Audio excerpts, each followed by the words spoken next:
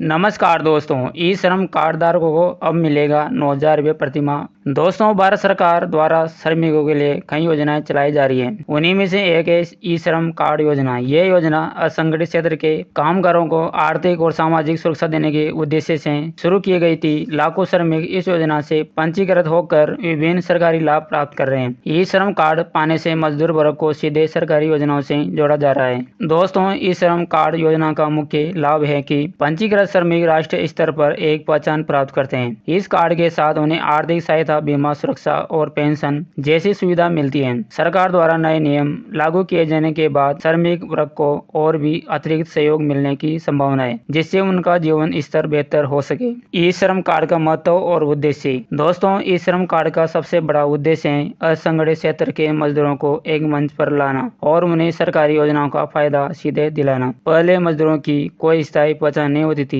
लेकिन अब इस कार्ड से उनकी श्रेणी और पहचान स्पष्ट हो जाती है। इससे उन्हें रोजगार, बीमा और पेंशन जैसी सुविधाएं आसानी से उपलब्ध होती है। दोस्तों, सरकार का लक्ष्य है कि असंगठित क्षेत्र के जितने भी कामगार हैं, उन्हें इस योजना से जोड़कर उनके लिए एक डिजिटल डेटाबेस तैयार किया जाए। इससे श्रमिकों को समय समय पर सहायता राशि, दुर्घटना बीमा और पेंशन जैसी योजनाओं का लाभ मिलेगा। ये योजना कामगार परिवारों को आर्थिक मजबूती देने की दिशा में अहम साबित हो रही है। ई श्रम कार्ड के वित्तीय लाभ। दोस्तों, सरकार ने इस योजना के तहत पंजीकृत श्रमिकों को सीधे वित्तीय सहायता प्रदान करने का प्रावधान किया है। कार्ड धारकों को प्रतिमाह आर्थिक सहयोग की राशि उनके बैंक खाते में डायरेक्ट बेनिफिट ट्रांसफर के माध्यम से भेजी जाती है। ये सहायता विशेषकर उन परिवारों के लिए जिनके पास जीवन यापन का स्थायी साधन उपलब्ध नहीं होता है। दोस्तों, इसके अतिरिक्त 60 वर्ष की आयु पूर्ण करने वाले श्रमिकों को मासिक पेंशन की सुविधा भी दी जाती है। पेंशन योजना के माध्यम से वृद्धावस्था में उन्हें आर्थिक सुरक्षा मिलती है। साथ ही बीमा योजना के अंतर्गत दुर्घटना या आपात स्थिति में उनके परिवार को सहयोग भी प्रदान किया जाता है। इन लाभों से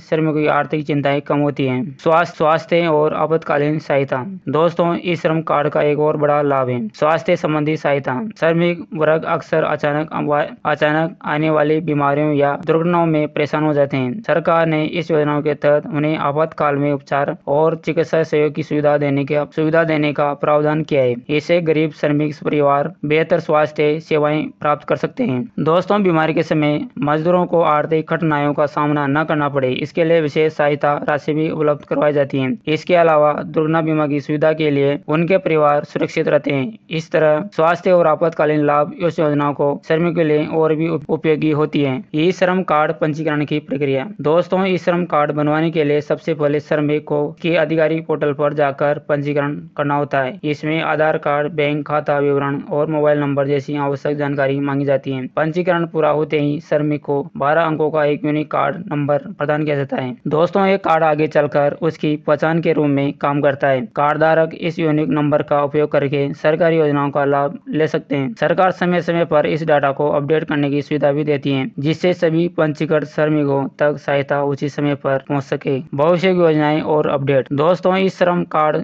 योजनाओं को समय के साथ और भी मजबूत करने का प्रयास किया जा रहा है। दोस्तों, सरकार भविष्य में इसमें कौशल विकास, आत्मनिर्भर रोजगार और जीवन स्तर सुधार से जुड़ी सुविधाएं जोड़ने की दिशा में काम कर रही है। आने वाले वर्षों में इसमें और भी सामाजिक सुरक्षा उपाय शामिल किए जा सकते हैं। दोस्तों, डिजिटल इंडिया मिशन के तहत इसे तकनीकी रूप से और बेहतर बनाया जाएगा। आधार कार्ड से लिंक कर पंजीकरण अपडेट करना अनिवार्य किया गया है, ताकि डुप्लीकेट और गलत डाटा को हटाया जा सके। इस योजना से करोड़ों श्रमिकों को संगठनात्मक और आर्थिक सुरक्षा मिलने की उम्मीद है, जो उनके जीवन में सकारात्मक बदलाव लाएगी। दोस्तों, वीडियो पसंद आए तो लाइक कर देना और चैनल को सब्सक्राइब जरूर कर देना। मैं मिलता हूँ नेक्स्ट वीडियो में। जब तक जय हिंद, जय भारत।